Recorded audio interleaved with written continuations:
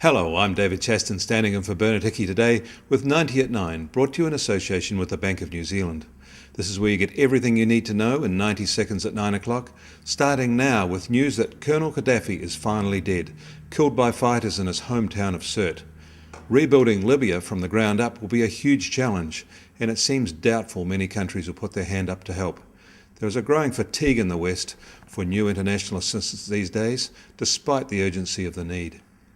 In fact, First World Europe is having real trouble getting itself sorted. The much-anticipated EU summit this weekend is in disarray.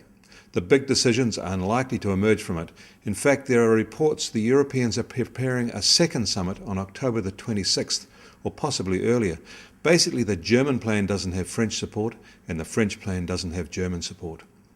However, while the political mess plays out, bond auctions in both France and Spain went off solidly. Across the Atlantic, the string of good news there continued, with the latest Philly Fed survey of business activity coming in much better than expected. The news is not so positive in China, with evidence of quickly slowing growth mounting.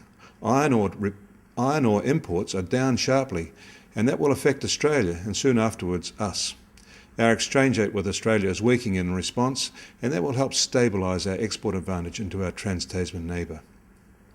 The Chinese are taking some big decisions, however. China will now allow local governments to issue bonds directly to help them in repaying more than $1 trillion worth of loans, which could help ease fears that such bank debt could hobble the world's number 2 economy.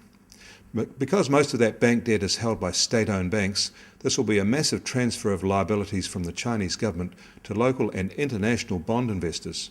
The world is about to see a huge new spurt in bond markets, and that could raise global interest rates. Bernard Hickey is still in Dunedin. We'll be back on Tuesday.